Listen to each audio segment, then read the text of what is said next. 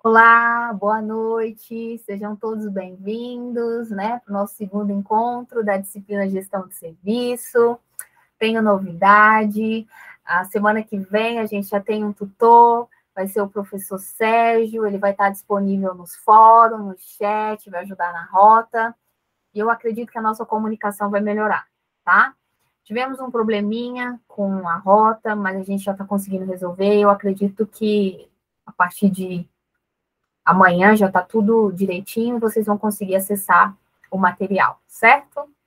Queria agradecer aos professores multidisciplinares que estão aí na ponta, ajudando os alunos, né, a aplicar esse conteúdo junto com a gente, tá bom?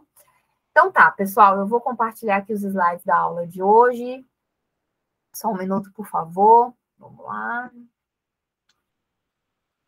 Ok. Certo. Então, vamos relembrar aqui rapidinho as definições de serviço, tá? Então, na aula passada, a gente falou que serviços são o quê? São atos, processos e desempenho de ações, né? Então, esses serviços, eles abrangem todas as atividades econômicas, né? De um produto ou não, que é, aliás, de um produto, um bem físico ou fabricado, né? Então, relembrando só essa definição de serviço, certo? E os setores de serviço também, né? Que a gente falou na aula passada, que inclui empresas, entidades governamentais e não lucrativas, né? E as empresas de serviço, elas podem ter qualquer tamanho, desde o pequeno empreendedor até grandes empresas multinacionais, tá bom? E a gente vai entrar no assunto de hoje, né? Que são os 4 tipos de processo de serviço, né? E esses 4 tipos de processo de serviço, eles são divididos em 2, eu acho que eu falei na aula passada, são atos tangíveis e atos intangíveis, né? Então, esses atos tangíveis, eles são dirigidos a pessoas e dirigidos a posses. Dirigidos às pessoas está o quê? Estão as empresas, os hotéis, cabeleireiro, academia, e dirigido a posses estão o quê? Os transportes, né? O paisagismo, e o que mais? Vamos lembrar aqui, coleta de lixo. E os intangíveis que estão dentro do quê? Dos estímulos mentais, que é a propaganda, arte, transmissão de rádio, entretenimento e os processos de informação, que está dentro dos atos intangíveis também, né? Então, o que é a contabilidade, finanças e seguros. Mas aí eu fiz um organograma para entender um pouquinho esses serviços, né? A gente tem os serviços financeiros, que está o financiamento, o leasing, o seguro, os serviços de manufatura, que está os serviços internos da empresa, que, como eu havia dito, são as finanças, contabilidade, jurídico, design, né? E a gente também tem o serviço de infraestrutura, que é a comunicação, o transporte, a utilidade pública, os serviços comerciais, que é o atacado, varejo, manutenção, os serviços pessoais, saúde, restaurantes, hotéis. Tem o consumidor, que é o autoatendimento, e os serviços prestados pelo governo, que é os escolares, judiciário, militar, e também os serviços de apoio aos negócios, né, que está dentro de auditoria, consultoria, né, enfim. Então, nesse organograma, a gente tem esses processos de serviços para vocês aí. E aconteceu o quê? Aconteceu uma evolução econômica no setor de serviço, né? Então, no último século, ocorreu uma importante evolução em nossa sociedade, que deixou de ser predominantemente baseada na manufatura para ser baseada em serviços, né? E aqui a gente tem um exemplo desse setor de serviço, os Estados Unidos, né? Que é o nosso país desenvolvido, né? Um dos países desenvolvidos do mundo, né? Que no início do século XX, ele já empregava 30% dos trabalhadores, e a partir de 1950, ele empregava 50% dessa força-trabalho, e atualmente emprega 80% dessa força-trabalho nos Estados Unidos. Então, essa evolução econômica, de acordo com Colin Clark, à medida em que as nações elas se industrializam, a transferência dos empregos de um setor da economia para outro se torna inevitável, né? E essa evolução dentro desse setor de serviço, ela se divide em 5 estágios, né, de atividade econômica, que nós temos o primário, o secundário, o terciário, o quaternário e o quinário, né? Então, eu vou mostrar aqui para vocês, eu fiz uma pirâmide aqui para explicar o que são esses estágios dessas atividades econômicas, né? O quinário é o aumento do potencial humano, que está voltado para a educação, a saúde, a pesquisa, a arte, a recreação.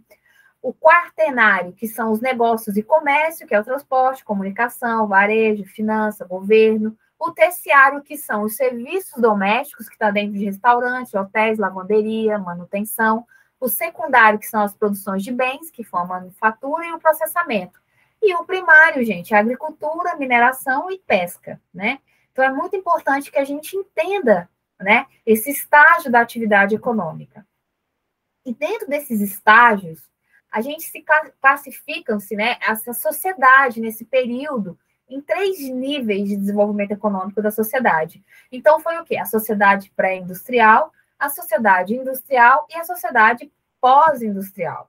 E dentro dessa sociedade pré-industrial, constitui o quê? A sociedade agrária, que era estruturada em torno do quê? Da vida agrícola e subsistência. As pessoas, elas viviam da própria subsistência dentro da agricultura, né, para se manter. E essa vida era caracterizada pela a disputa contra a natureza. Então, ela dependia do trabalho braçal, né? E essa força de trabalho ela dependia dos elementos do clima, tanto da qualidade do solo, da disponibilidade da água. E esse ritmo dessa sociedade era comandado pela natureza, né?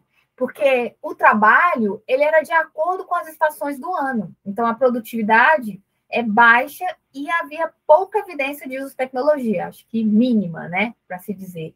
E a vida social limitava-se à família. Então, esse era o período da sociedade pré-industrial, né? Já na sociedade industrial, a atividade predominante em uma sociedade industrial é o quê? É a produção de mercadorias. O foco de atenção está em fazer mais com menos, né? E a energia e as máquinas, elas se multiplicam, elas multiplicam a produção por hora trabalhada e estruturam a natureza do trabalho, né? Aí foi aí que aconteceu a divisão e a lei operacional, né, que cria essas tarefas, a rotina e a noção do trabalhador que ele está ficando o quê? Ele está ficando semi-especializado, né? Então, o trabalho é realizado através de pessoas, né, que manuseiam as máquinas, né? Que cuidam das máquinas, que utilizam as máquinas para o meio de produção, né? Então, o que acontece? O ritmo da vida é comandado pelo ritmo das máquinas, dominado por rígidos horários de trabalho e relógios de ponto. Então, é o seguinte, o padrão da vida dessas pessoas, eles começam a ser medido pela quantidade de bens materiais, né? Então, é um período em que as pessoas começam a medir pela quantidade de bens materiais, né? E aí acontece o quê? A complexidade, né, que foi envolvida na coordenação da produção e na grande distribuição da mercadoria foi a criação de grandes organizações hierárquicas e burocráticas, né? Então, essas organizações, elas são projetadas com a função determinada para seus membros, suas operações, e tendem a ser impessoais e os indivíduos são tratados como objetos, né? Mas ainda bem que a gente está numa sociedade pós-industrial, né? Enquanto a sociedade industrial define o padrão de vida pela qualidade de bens, a sociedade pós-industrial está preocupada com a qualidade de vida, né? Como é medida pelos serviços que chegam, serviços de saúde, educação e lazer, né?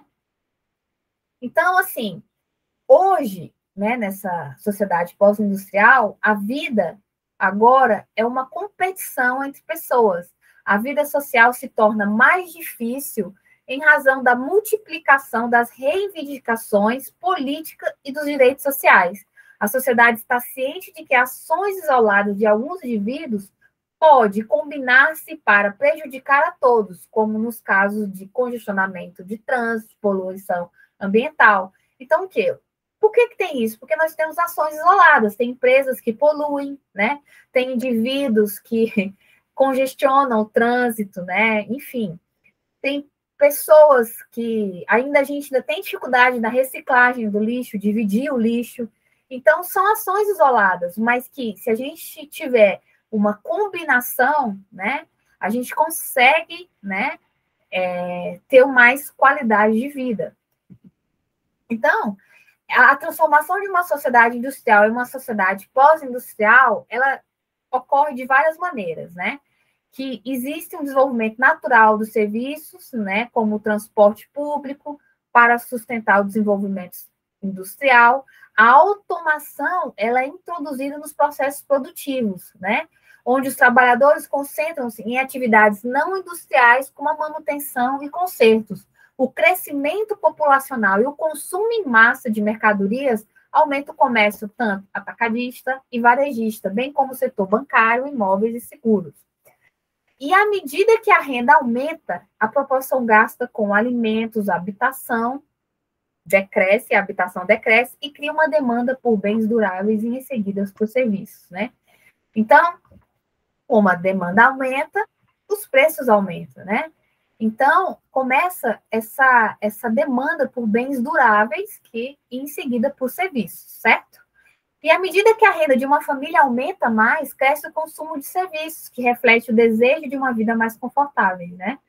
Que ainda é o acúmulo, né? Então, é pensar uma vida confortável, mas, assim, uma vida confortável, equilibrada, né?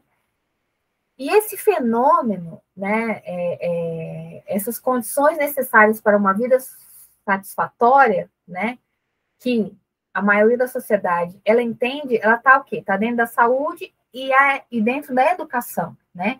E na tentativa de eliminar doenças e aumentar a expectativa de vida, o serviço de saúde se torna uma questão crucial da sociedade moderna. E a gente teve uma experiência muito grande, que foi a pandemia, né? Então, as pessoas começaram a ter a consciência da importância do SUS, da importância dessa gestão pública, né, de levar a vacina, de receber essas pessoas nos hospitais, terem condições de atender a demanda, né? E a educação, gente, é uma condição para a inserção em uma nova sociedade pós-industrial, porque conhecimento é poder, né? Então, quando a gente tem conhecimento, a gente tem habilidades profissionais, né? A gente tem técnicas, a gente consegue melhorar o nosso meio em que a gente vive, né? Então, a gente começa a ter a preocupação pela proteção do meio ambiente, a intervenção governamental, né? Ela já começa a ter um caráter independente, global, né? Para resolver esses problemas pós-industrial. E a gente tem uma agenda 2030, que essa agenda é um acordo entre todos os países para quê? Para os objetivos do desenvolvimento sustentável. Então, esses objetivos, eles têm que ser